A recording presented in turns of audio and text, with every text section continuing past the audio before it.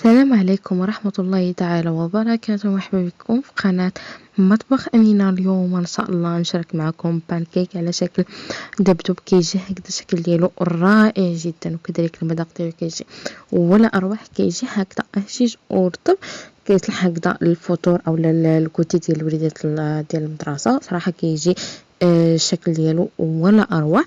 بقاو معايا نشوفوا المقادير وطريقة التحضير. على بركة الله نبداو بالمقادير بطريقة في نفس الوقت. اول حاجه كناخدو اناء كنوضعو فيه 2 ديال البيضات، ثم كنضيفو عليهم هكذا واحد رشيشه ديال الملح، هكذا غير واحد القبيصه ديال الملح، ثم كنخلطو داك البيض جيدا حتى كيتخلط لينا تماما. انا هنا غادي نخلطهم هكذا غير بالخلاط اليدوي، ولكن لكم تستعملوا الخلاط الكهربائي او الميكسور، بطبيعة الحال كيبقى لكم اختياري. ثم كنضيفوا عليهم كاس صغير ديال السكر سنيده او سكر خشن ما يعادل نصف كاس ديال العنبه. ثم كنخلطوا المكونات ديالنا جيدا حتى كتذوب لينا ديك السنيده او سكر خشن. ثم كنضيفوا كاس صغير كذلك بنفس الكاس اللي عبرنا به السكر كنعبروا به الزيت، كاس صغير ديال زيت نباتيه ناقص معلقه كبيره. ثم كنخلطوا المكونات ديالنا جيدا حتى كيتخلطوا لينا تماما. ثم غادي نضيف عليه العلبه ديال الياغورت بالنكهه ديال الموز. يمكن لكم ديروا اي نكهه كتبغيوها او لا يعني متوفره عندكم. بالنسبه للياغورت يمكن لكم تعوضوه بالماء او لا بالحليب فقط انكم تسخنوه، او لا يعني باللبن او لا بعصير ديال البرتقال. يعني كيبقى لكم اختياري، يمكن لكم تعوضوا بالنسبه للياغورت، يعني ما كيبقاش ضروري، يمكن لكم ديروا اي حاجه كانت متوفره عندكم بطبيعه الحال. بالنسبه للنكهه درت ساشي د الفاني فقط وضعتها مع السكر. يمكن لكم ديروا اي نكهه نتوما باغيينها، يعني الفاني او القشره ديال البرتقال او القشره ديال الحامض، يعني على حسب الذوق ديالكم بطبيعه الحال. ثم كنضيفوا الدقيق. انا هنا غادي نضيف كاس ونص ديال العنبه ديال الدقيق. كنخلط الخليط ديالي جيدا. بالنسبه للدقيق يكون من نوعيه جيده طبيعه الحال، يكون ديال الحلويات، ويعني يكون هكذا كذلك مغربل من قبل. ثم كنخلطوا الخليط ديالنا جيدا حتى كنحصلوا على واحد الخليط اللي كيكون يعني ثقيل. ثم غادي نضيف عليه كيس ديال الخميره ديال الحلوى وزن 8 غرام او البيكين باودر. ثم كنخلطوا الخليط ديالنا. بالنسبه للخميره يعني كنضيفوها يعني حتى كنضيفوا الكميه ديال الدقيق، يعني حتى كنشوفوا الكيك ديالنا او الخليط ديالنا انه ثقيل، عاد اننا كنضيفوا الخميره يعني ما كنضيفوهاش مع الدقيق. ثم كنخلطوا الخليط ديالنا كنتحصلوا على واحد الخليط اللي كيكون بهذا الشكل هذا، يعني كيكون ثقيل كما كتلاحظوا. ثم غادي نضيف عليه 2 ديال الملاعق صغيره ديال الخل، الخل الابيض، يعني كاضافه اخيره كنضيفوه هو اخر حاجه. يمكن لكم تعوضوا بعصير ديال الحامض، يعني كديروا نفس الكميه.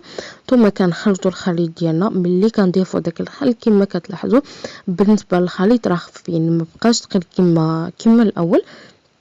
كنخلطوا الخليط ديالنا. ثم غادي نوضعو انا هنا فواحد الكيس بلاستيكي، وغادي يعني نخليه هكذا على جنب. كناخذوا هكذا مقلاة كنوضعوها على النار متوسطه، كنخليوها حتى كتسخن. ثم اول حاجه كنديروها هي الدائره، ثم كنديروا هكذا واحد الخط يعني بهذا الشكل هذا يكون يعني هكذا غليظ. ثم غادي نبدا انني ندير هكذا على شكل خط، يعني كيكون هكذا غليظ بهذا الشكل هذا.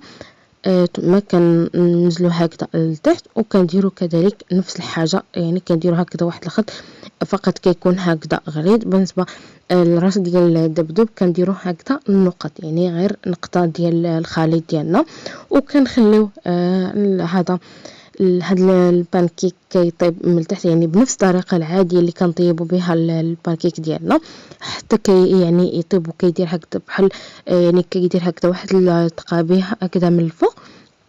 ثم كنقلبوا الجهه الثانيه وكنخليوه انه يطيب ويتحمر، يعني هكذا راه كيطيب معنا بسرعه. غير ردوا البال باش هكذا ما يتحرقش لكم. ثم ملي كيطيب كنزولوه وكنديروا نفس الحاجه، يعني كنبقاو بنفس الطريقة حتى كنكملوا الكمية كاملة. أول حاجة كنبداو بها هي الراس ديال الدبدوب، كنديرو هكذا واحد الدائرة اللي كتكون يعني هكذا كبيرة، ثم كنديرو داك الخط اللي كيكون هكذا غليظ كما كتلاحظوا، وكنشكلوا هكذا الدبدوب ديالنا، كنديرو هكذا خطوط اللي كيكون هكذا غلاط كما كتلاحظوا. وبالنسبة يعني الراس عاد كنرجعوا للراس ديالو كنديروه هكذا غير نقاط كما كتلاحظوا هكذا في الفوق، وكنخليو البانكيك ديالنا حتى كيطيب من التحت. وكما قلت لكم كيتشكل هكذا واحد يعني بحال الا يعني تقابي هكذا، وكنقلبوا الجهه الثانيه وكنخليوه انه يطيب، يعني ما كياخذش لينا بزاف ديال الوقت، يعني دغيا كيطيب. يعني غير ردوا له البال باش هكذا ما يتحرقش لكم، يكون اللون ديالو ذهبي، كيجي اللون ديالو بهذا الشكل هذا. يعني ملي كيطيب البانكيك ديالنا كنزولوه، وكنبقاو بنفس الطريقه. من الاحسن انكم تستعملوا المقلاة اللي ما كتلصقش طبيعه الحال. ملي كيطيب يعني كنبقاو بنفس الطريقه حتى كنكملوا الكميه كامله، وكننزلوهم هكذا في طبق ديال تقديم. كيجي الشكل ديالهم بهذا الشكل هذا. صراحه كيجيو واحد المنظر اللي هو رائع جدا.